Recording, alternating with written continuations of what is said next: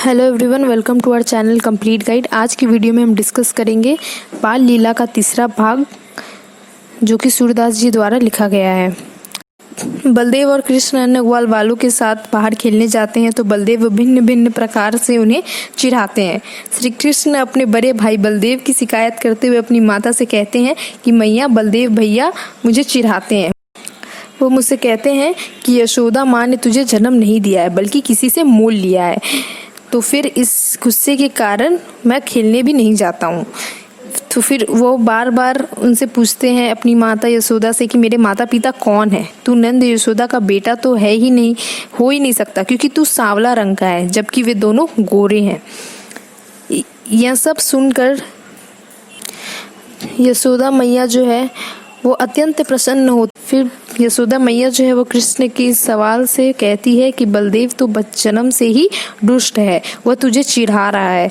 मैं ही तेरी माता हूँ और तू ही मेरा पुत्र है। यहाँ बाल कृष्ण अपनी माता से बलदेव भैया की शिकायत करते हैं कि वह मुझे चिढ़ा रहे हैं। तो आइए हम इनके पदों के माध्यम से समझते हैं। अब हम लोग बाल लीला का तीसरा भाग पढ़ने जा रहे हैं। इसे लाइन बाई लाइन हम लोग समझेंगे। पहला लाइन है, मैया मोही दाहू बहुत खिजायो। खिजायो का मतलब होता है चिढ़ाना।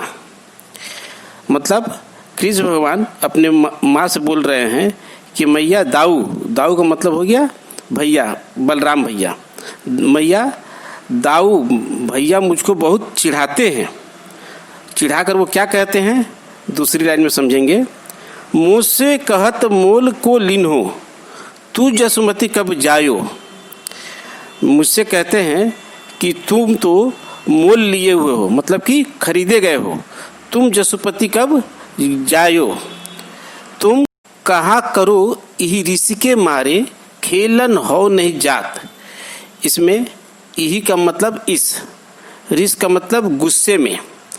मतलब कन्हैया कहते हैं कि इसी गुस्से के मारे मैं खेलने नहीं जाता हूँ। वो मुझको बार बार चिढ़ाते हैं। पुनि पुनि कहत कौन है माता, को है तेरी तात। इसमें पुनि पुनि का मतलब होता है बार बार, तात का मतलब होता है पिता। यानी कि बलदेव जी चिढ़ाते हुए बार बार कहते हैं कि कौन है तेरी माता और तेरे पिता कौन है। गोरे नंद जसोदा गोरी, तू कत श्याम शरीर। कहने का मतलब है कि कत का मतलब कैसे, श्याम का मतलब सांवला। कृष्ण जी फिर कहते हैं यशोदा माता से कि बलदेव भैया कहते हैं कि माँ नंद बाबा गोरे हैं, यशोदा माता गोरी है, लेकिन तुम्हारा शरीर सांवला क्यों है। चुटकी दे दे हंसत ग्वाल सब, सीखे देत बलबीर।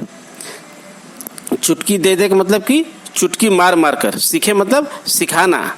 यानी कि बलदेव जो हैं वो सभी ग्वाल को चुटकी बजा बजा कर सिखाते हैं, सिखा देते हैं, और सभी ग्वाल बाल ताली दे देकर मुझ पर हंसते हैं।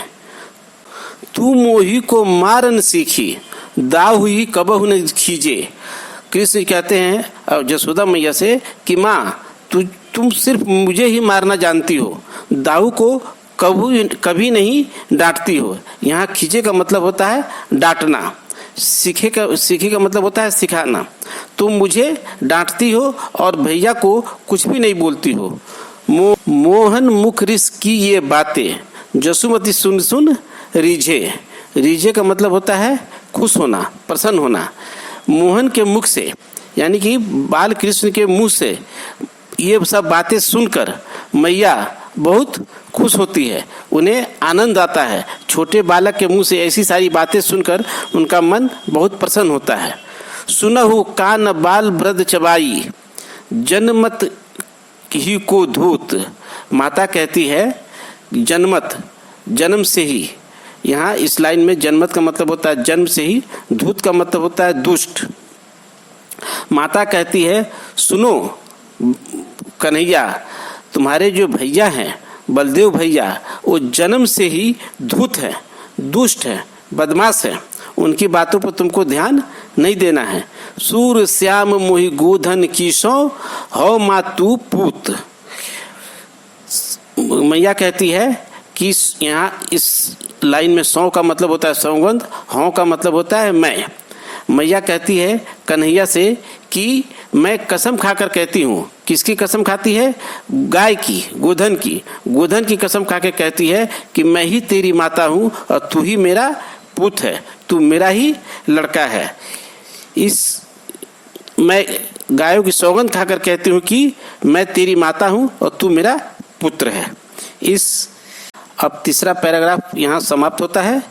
इन तीनों पैराग्राफ में, तीनों भाग में भगवान कृष्ण के बारे में ही सूरदास जी लिखे हैं। उनके बाल लीला का पूरा वर्णन किए हैं और भगवान कृष्ण को बलदेव कैसे चिढ़ाते हैं और उनके चिढ़ाने पर बाल कृष्ण अपने मैया से कैसे शिकायत करते हैं, इन सब का वर्णन बड़े सुंदर ढंग से इस बाल लीला पद में किया गया है। धन्यवाद।